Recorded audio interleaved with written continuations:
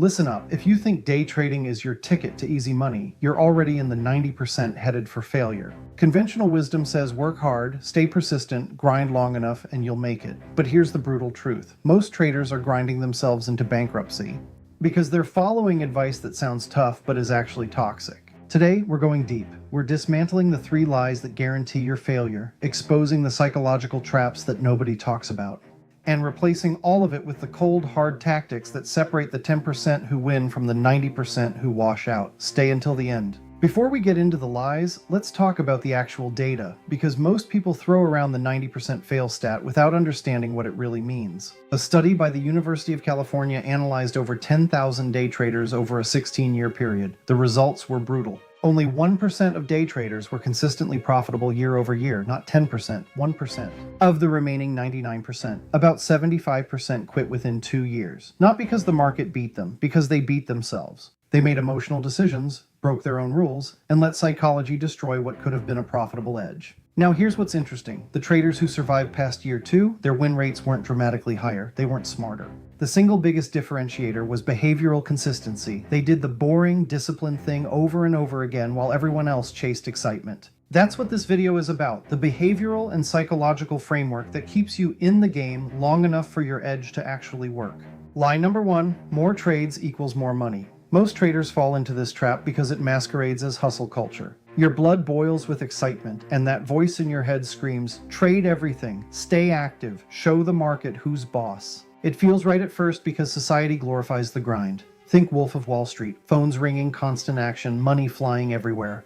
But here's the kicker. Every single trade costs you money before it even starts. Commissions, spreads, slippage, these are invisible taxes on your overtrading. By trade number 30, your judgment is compromised. You're not analyzing setups anymore. You're reacting. You're gambling. Mark Douglas documented traders who reduced their daily trades from 20 to 3 and saw their profitability increase by over 40% because they stopped sabotaging themselves. The 10% know this secret: quality over quantity. They wait for A-plus setups like snipers, not machine gunners. 3 perfect trades a week beat 30 mediocre ones. The fix? Set a maximum daily trade limit. Start with 3. Walk away if the setup isn't there. The market will be there tomorrow. Your capital might not be. Lie number 2. You can trade without a plan. This is where amateurs separate from pros. You've seen the Instagram traders with their Lambos. They make it look spontaneous, like a mystical art form. But that's the con. What you don't see is the hundreds of hours of backtesting, the written trading plans, and the journals tracking every single entry and exit. Prep is the reality.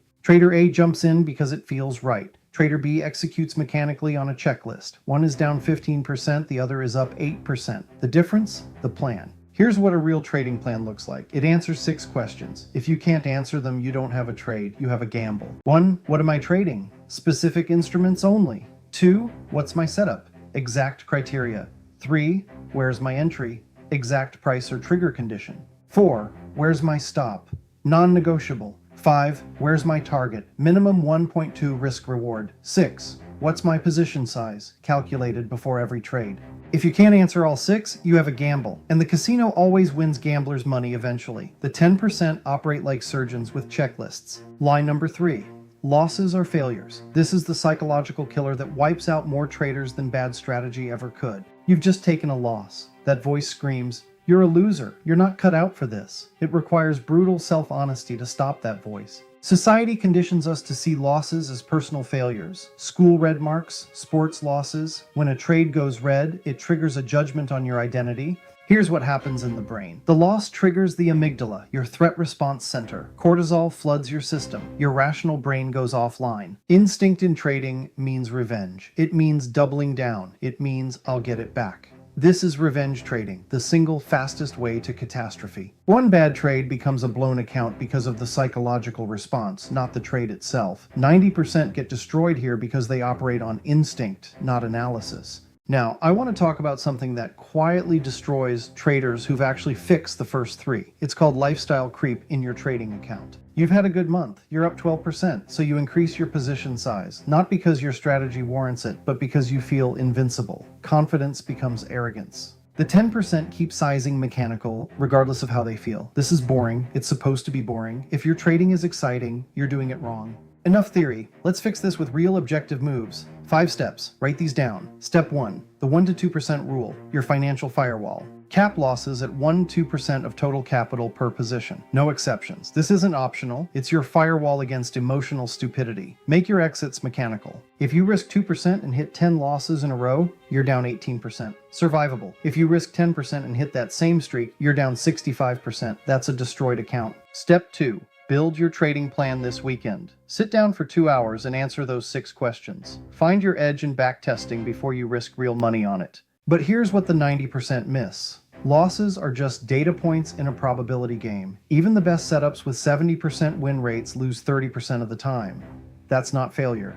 That's statistics. If you flip a coin 10 times, you might get 7 tails in a row. That doesn't mean the coin is broken, it means probability is playing out. The 10% understand this at a cellular level. Say your strategy has a 60% win rate with a 1.2 risk reward. Over 100 trades, you win 60 and lose 40. That's $12,000 in wins and $4,000 in losses. Net profit, $8,000. But here's the thing. During those 100 trades, you might hit a streak of 8 losses in a row. That's normal, that's expected. But the 90% hit that streak, panic, abandon their strategy, and never see the $8,000 that was waiting for them on the other side. Therefore, the 10% reframe losses as tuition. Every loss teaches something. Was my entry timing off? Did I respect my stop? Was the setup actually valid? They journal objectively, turning rage into data, emotion into education. Step 3. The 24-hour loss rule. After any loss that hits your maximum daily loss limit, which you should also define, you are done for the day. No exceptions. Step away for at least 24 hours or until you've journaled the trade objectively. Step 4. Process scorecard. Over P&L. Every week, score yourself not on how much money you made, but on how well you followed your process. Did you wait for your setup? Did you respect your stop? Did you size correctly? Did you stay within your daily trade limit? Score each category out of 10. Aim for 8 or above across the board. A week where you scored 9-10 on process but lost money is a better week than one where you made money but broke all your rules. Because the money week was luck. The process week was skill. Step 5. The 90-day commitment. Commit to following your plan with mechanical consistency for 90 days before you judge it. Not 5 days, not 2 weeks, 90 days. That's enough trades to get statistically meaningful data on your edge. Patience isn't passive. It's the most aggressive competitive advantage you have in a market full of impatient people. Here's the bottom line. Being in the 10% isn't about being smarter, having better indicators, or finding some secret strategy on a Discord server. It's about being more disciplined, more patient, and more brutally honest with yourself than the 90% who wash out. The 90% are looking for the perfect entry. The 10% are perfecting their execution. The 90% are chasing the next hot stock. The 10% are mastering one setup until it's automatic. The 90% are measuring success by today's P&L. The 10% measure success by this year's process. True confidence doesn't come from winning every trade or flexing on social media. It stems from unbreakable discipline, where you trust your process over your pride, your plan over your emotions, your edge over your ego. Ditch the lies, embrace the math, respect the probabilities, and watch your edge compound over time into something that actually changes your financial life. If you're still holding on to the idea that trading is about excitement, about getting rich quick, about revenge on the market, unsubscribe now, because that mindset will cost you everything. But if you're ready to do the boring, disciplined, unglamorous work that actually builds a trading career, hit subscribe. Because every week I'm breaking down real trading psychology, real strategy, and real discipline. No BS, no fluff, no Lambos. Just what actually works. Drop a comment below. What's the biggest lie you believed about trading when you started? Let's learn from each other's mistakes. I read every single one. Trade smart or don't trade at all. Get back to the process. Get back to work.